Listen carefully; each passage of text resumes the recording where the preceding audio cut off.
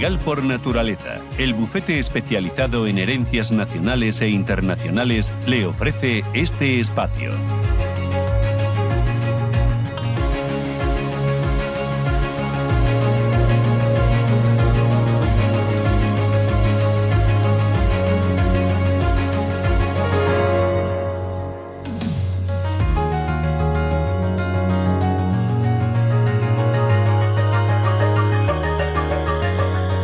Abrimos nuestro consultorio de herencias con Itziar Pernía. Itziar, ¿qué tal? Buenos días. Buenos días, Susana. Oye, ¿qué veraniega vienes hoy? Sí, ya tocaba. Piscina, ganas de verano. Bueno, cuántas ganas tenemos todos, ¿eh? Sí, ¿verdad? Bueno, nos quedan 4 o 5 semanitas y ahí estamos todas. Recta final. Itziar Pernía es socia directora de Legal por Naturaleza. En este espacio abrimos los micrófonos, los teléfonos, para que ustedes planteen cualquier duda sobre herencias, testamentos, legados. Se lo recuerdo, 609 22 47 16. Hay mensajes de texto o mensajes de voz. Si lo prefiere, 91 5 33 18 51, y tiene el canal de YouTube de Radio Intereconomía. Oye, a ver, hoy vamos a poner el foco, no sé, por ejemplo, en los inmuebles, ¿no? En vender un porcentaje de un inmueble a través de distintos negocios jurídicos. O sea, ¿cómo se suele proceder? O sea, de los distintos negocios jurídicos, ¿cuál es el que más conviene? ¿Una donación, estoy pensando? Bueno, la verdad es que, como siempre digo, hay que aterrizar, ¿no? Al caso concreto. Pero la donación puede ser una buena opción, dependiendo, por ejemplo, si estamos transmitiendo, ¿no? de padres a hijos, lo estamos haciendo como una donación colacionable o no colacionable, sería selección del padre, ¿no? ¿Qué quiere decir esto? Si te lo estoy dando como un adelanto de la herencia o no, es un regalo que yo te quiero hacer por el motivo que sea, pero luego en el momento de la herencia percibirás lo que te corresponde y según hayamos dispuesto en el testamento. Puede ser una buena opción, pero si decido una donación, lo que sí debo tener siempre en cuenta es que no la puedan catalogar como inoficiosa. ¿Y qué quiere decir inoficiosa? Yeah. Me preguntarás. Pues que he dado por donación más de lo que debo, porque siempre debo dejar el valor de la legítima en el caso de tener hijos para que lo puedan recibir, ¿no? Todo lo demás lo puedo donar, pero lo que corresponda al valor de la legítima, no. Y, por ejemplo, en la compra-venta de un porcentaje del inmueble a familiares y a terceros, ¿esto cómo se hace? ¿Qué hay que tener en cuenta? Bueno, pues en ese caso ahí valoramos la compraventa, ¿no? Porque lo que quiero vender es un porcentaje y estamos diciendo que a un tercero o a familiares.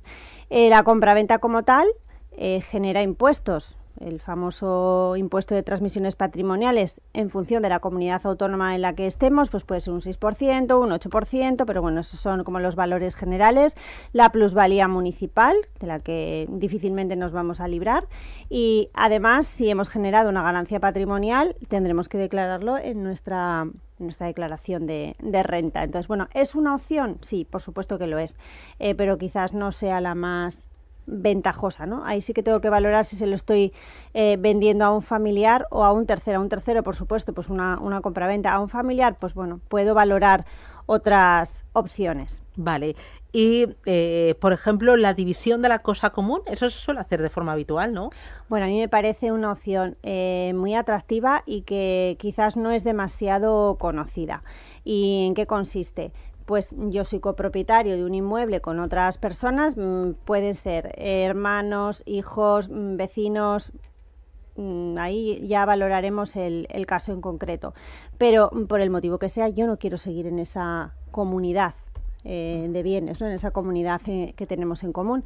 Entonces lo que tengo que hacer es pedir la división de la cosa común o la extinción de proindiviso, que también se llama así, y si no llegamos a un acuerdo, pues necesariamente lo tengo que instar judicialmente. Pero ¿por qué es tan interesante? Bueno, pues porque Hacienda, que siempre está llamada a nuestra mesa, no se lleva tanto porcentaje.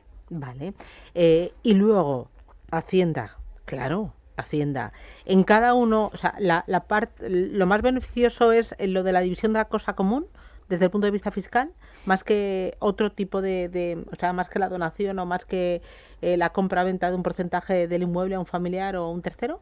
Yo diría que sí, porque no genera ni impuesto de transmisiones patrimoniales ni plusvalía, porque yo estoy transmitiendo mi porcentaje y la persona de esa comunidad, eso sí hay que tenerlo en cuenta, de esa comunidad que se está quedando con mi porcentaje o a lo mejor con el resto del bien y se lo queda entero para sí, no genera ni transmisiones patrimoniales ni plusvalía municipal. Entonces, sí me parece un negocio interesante. Claro, hay que tener en cuenta que yo quiero dividir una cosa común, no, tengo que tener un régimen de copropiedad, se lo tengo que vender a una de las personas de esa comunidad y en ese supuesto es cuando no se generan esos impuestos. Vale, y ahora imagínate que el titular del inmueble es no residente, vive en Argentina, o no sé, vive en Suecia, por ejemplo. ¿Ahí cambia?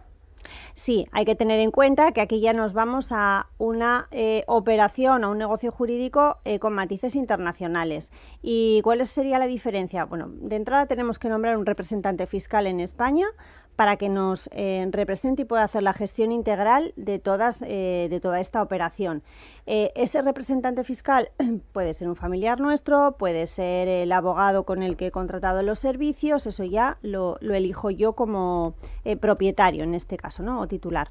Tengo que tener en cuenta que además voy a tener que cumplir obligaciones fiscales como no residente. Vale. Entonces, ahí valorar si hago donación, si hago extinción de la cosa común, pues ya tiene un detalle más a tener en cuenta. ¿Por qué? Porque además el comprador de mi porción en ese inmueble me va a tener que practicar otra obligación adicional, que es retener un 3% en concepto de IRPF que le va a tener que entregar a la Hacienda estatal y que yo luego cuando declare mi venta de ese bien le tendré que solicitar. Bueno, solicitar si me sale valor cero o me sale a devolver. Si me sale a pagar, bueno, pues es un dinero que ya ha entregado el comprador en mi nombre a cuenta de lo que toque pagar esa posible ganancia patrimonial. Vale. Voy a ir con los oyentes. Ya empezamos a tener las primeras llamadas. Estupendo. 915331851. José, buenos días. Ángel, buenos días. Sí, hola, buenos días. Felicidades por el programa. Quería preguntar, en una segunda vivienda en la Comunidad de Madrid, ¿qué impuestos tendría que pagar al venderla? Eso por un lado. Y por otro lado, cuando una vez que una persona se jubila, ¿qué impuestos le puede retener Hacienda? Muy bien. Muchas gracias por el programa y felicidades. Gracias, muy interesante. Ángel. Bueno, que sea una segunda vivienda, primera o quinta, va a seguir generando impuestos. Entonces, si yo estoy vendiendo una segunda vivienda... O sea, no hay ninguna excepción. No, aquí hablamos de la exención cuando soy mayor de 65 años y lo que estoy vendiendo es mi vivienda habitual. Ahí sí estoy exonerado de pagar IRPF, o sea, esa ganancia patrimonial que he podido generar en la declaración de renta sí estoy exonerado. Pero los impuestos ITP y plusvalía municipal se van a seguir generando. Otra cuestión es que, por ejemplo, la plusvalía municipal pueda tener algún tipo de bonificación. Vale. Pero vale. no mucho más. Vale. Y luego el resto decía temas de jubilación, pero eso en cuanto a herencia. Claro, yo he entendido que como está jubilado, ¿qué impuestos le retenía Hacienda? Entonces, no, si estamos hablando de la vivienda habitual, sí, estoy exonerado de pagar el IRPF. Si es mi segunda vivienda, no, ahí no tengo bonificación. Vale. Voy ahora con nota de audio. Hola, buenos días. Eso es una pregunta para el consultorio de herencias. Quería saber cómo se puede validar un testamento extranjero en España. Gracias. Muy bien, gracias. Bueno, pues primero hay que hacer una traducción jurada y apostillada para que sea válido en España. Dependiendo del país, también tienen que certificar que es el último testamento válido. Por ejemplo, en países anglosajones, el famoso probate, ¿no? ¿Por qué? Porque hay tribunales sucesorios que nos validan estos testamentos, pero hay otros estados, como puede ser Venezuela, que no tiene esta posibilidad. Entonces, para mí son dos requisitos fundamentales: traducción jurada y apostilla, y que sea certificado de alguna manera que es el último testamento válido.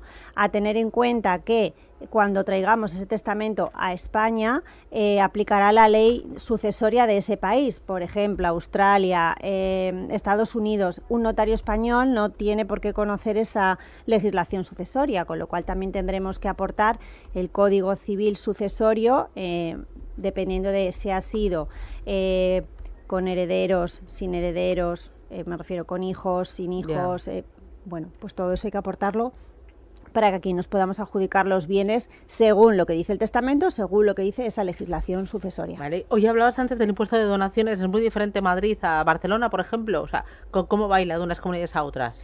Bueno, el impuesto de donaciones como tal, claro, como es un impuesto cedido a las comunidades autónomas, por ejemplo, en Madrid, entre padres e hijos está bonificado al 99%, bueno, y Ayuso ha anunciado recientemente que va a aplicar un 50% también en otros grados de parentesco, como pueden ser los hermanos, los sobrinos, los tíos y demás. Si me voy a otra comunidad autónoma, quizás no lo esté, por ejemplo Andalucía, pues también lo está, pero es verdad que el supuesto más bonificado es el de padres a hijos. Vale. En otros grados ya un poco más lejanos no está tan bonificado. Vale, hay que tener muy en cuenta los impuestos, ¿no? Porque según cómo lo hagas, cuando lo hagas, puede darse la vuelta a la tortilla. Sí, para mí es fundamental primero saber qué nos van a donar, en este caso, en qué condiciones está, tiene cargas, no tiene cargas, dónde me lo van a donar, en qué comunidad autónoma y para, bueno, oye, pues la verdad que siempre es una alegría, ¿no? Me van a donar, me van a regalar, pero el precio de los impuestos quizás no sea tan beneficioso y podemos optar por otro negocio jurídico pues de los que estamos comentando aquí. Vale, voy con otra nota de audio. Hola, buenos días. Yo tengo una duda para el consultorio de herencias y pues nada, contando un poco la historia así por encima, básicamente mi abuela falleció hace ya unos meses, dejando una casa en el pueblo, la casa familiar, y ella tenía 4 hijos, de entre los cuales uno de ellos, mi tío, falleció antes que ella, años antes, y dejó a su vez también pues 2 hijos, o sea, 2 primos míos. Ahora mis padres y mis otros tíos pues dicen que como su hermano murió antes que mi abuela, que sus hijos no tienen ningún derecho a la herencia y que se tendría que repartir entre los hermanos vivos. Me gustaría un poco saber quién tiene la razón, si es cierto que mis primos no pueden reclamar nada de la casa de la abuela, si sí que podrían. Muchas gracias. Gracias, muy amable. Bueno, muy interesante esta pregunta y las leyendas urbanas, ¿no? Y familiares. A ver, efectivamente, siempre hay que tener en cuenta en el momento de abrir una testamentaría esos herederos que tenemos, si están premuertos o posmuertos al causante, o sea, ¿no? ¿Premuertos o oh, madre mía? Sí. Todas esas aristas que nos gusta tanto hablar de ellas. Pues en este caso estaría premuerto, pero eso no quiere decir que sus hijos no tengan derecho a la herencia, sino simplemente que hay que aportar otra sucesión más. Entonces, ¿qué tendríamos que hacer? A la sucesión de la abuela le tendríamos que aportar también la sucesión de su hijo premuerto para que sus 2 hijos puedan acceder a la herencia. Entonces, bueno, yo no estoy muy de acuerdo ni con su padre ni con sus tíos. Claro, porque ¿tú qué harías? O sea, ¿qué sería lo más eficiente? Bueno, pues si la sucesión se apertura y a ellos no los tienen en cuenta, lo que tienen que hacer es impugnar esa herencia.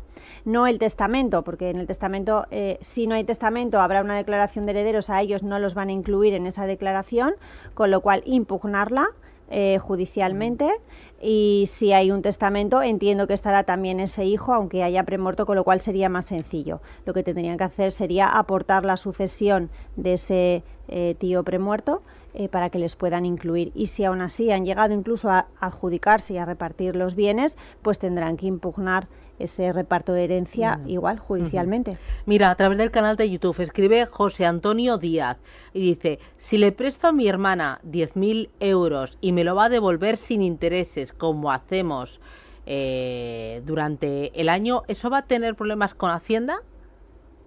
A ver, siempre que hay préstamos... Dice, vivo en la Comunidad Valenciana. Vale. Vale. Siempre tiene que haber un documento. porque luego las palabras se las lleva el viento y Hacienda le da exactamente igual los pactos a los que hayamos mi llegado. hermana me hace dice 8.000 euros, que ahora estás pillada. Y digo, va, te lo devuelvo en 3 meses. Y ya está, un ida y vuelta. Yo le llamo en mi casa un ida y vuelta. Sí. Hay que haya un correo electrónico diciendo, oye Ana, me prestas no sé qué, no sé cuánto, te lo devuelvo en 3 meses. ¿Tiene que haber eso? ¿O cómo? No, lo que tiene que haber es un contrato de préstamo, en este caso entre familiares. ¿Con notario y todo? No tiene por vale. qué. Podemos hacer un documento privado en el que decimos que te lo voy a prestar y me lo vas a devolver en 3 meses. Pero si Hacienda ve que entra y luego sale, lo mismo y... Sí, pero la cuestión es que ha habido una transacción de dinero que no tiene constancia de para qué ha sido, por qué ha sido, y de hecho lo único que hay que hacer es un documento privado, lo pasamos por Hacienda, es un documento que está exento, pero hay que pasarlo por Hacienda para que haya constancia, la Hacienda autonómica, y si es de, por ejemplo, de 1 año, de 5 años o de lo que corresponda, cada uno lo tenemos que declarar en nuestra renta, como es un dinero que ha entrado, pero que es un préstamo. Ese es mi consejo, porque luego nos pueden preguntar, además, ese dinero, ¿para qué lo vamos a utilizar? Pues lo voy a utilizar para pagar deudas, lo voy a utilizar para comprarme un coche. Bueno, hay una casuística ahí interesante. ¿Y esto para cualquier comunidad autónoma? ¿O luego también en letra pequeña? Cualquiera, no, cualquier comunidad autónoma. O sea, partimos de este documento base porque además vamos a imaginar que no pagamos ese dinero o parte de ese dinero en el plazo establecido. Se puede prorrogar, se puede ejecutar. Es decir, si yo eso luego me lo llevo a un notario y lo elevo a público, es un documento ejecutable. O sea, es muy habitual esto de las donaciones. ¿Eso es una donación? ¿Se considera donación? Es que se puede considerar una donación por parte de Hacienda. Oye, ¿si son 2.000 euros también? ¿O tiene que ser a partir de 10? A partir de 1.000, bueno, ahora con la nueva norma mía. Que más de 1.000 euros en metálico no podemos entregar. ¿Y si me hace un bizum? Bueno, igual. Los bizum, está ahí la cosa en que Hacienda empiece a investigarlos, porque se pagan muchas cosas con bizum. Yo hago todo de salida para mi hija y a veces son de 0,50. ¿Verdad? Pero, se va a volver loca Hacienda. Pregúntale a un fiscalista que te va a decir, ponme cena de Navidad, no me pongas... Sí, bueno, sí, para eso los fiscalistas son súper puntillosos, que el bizum también es un rastro que dejamos y, oye, si es porque te he comprado la fruta, pues oye, fruta. Fenomenal, que nunca pueda haber la sombra de la duda de es que te he pagado unos honorarios por una consulta, o te he pagado unos servicios, o te he pagado una casa. No. Bueno, pero yo te puedo hacer una consulta y tú luego me dices, ICIAR, bolso, regalo. Sí, también. Y luego puede ser mentira, ¿no? Porque quien hizo la ley hace la trampa. Pero eso no está bien. Ya, sí, vale. Sí. Bueno, pero sí, esas cosas también se utilizan. Bueno, al final, conclusión, con lo que le hemos escuchado a Ángel, con lo que hemos escuchado por teléfono a las 2 personas que nos han llamado, al señor también de YouTube, una idea clara que nos tiene que quedar cuando nos enfrentemos a cualquier movimiento de dinero, ya lo hablo así, o sea, ya más allá de las herencias, ¿no? Total.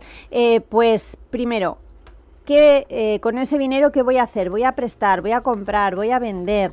Tema impuestos. Para saber cuál es la operación más conveniente, y si voy a dejar rastro, que en el 95% de las ocasiones voy a dejar un rastro a través de banco, dejarlo bien documentado, sobre todo para que no haya ninguna duda a ojos de la administración. Y no digo porque vayamos a hacer alguna operación fraudulenta, sino simplemente porque nos pueden preguntar. Sabemos que Hacienda tiene 5 años para preguntarnos sobre cualquier movimiento que hagamos, y luego no se puede, voy corriendo y ahora intento hacer esto en notaría y ahora intento pagar, porque bueno, pues las fechas ya dejan otro rastro peor. Pues ICIAR Pernia, desde Legal por Naturaleza, gracias por ayudarnos, cuídate mucho y hasta la semana que viene. Un abrazo. Hasta pronto, un abrazo. Adiós. Adiós.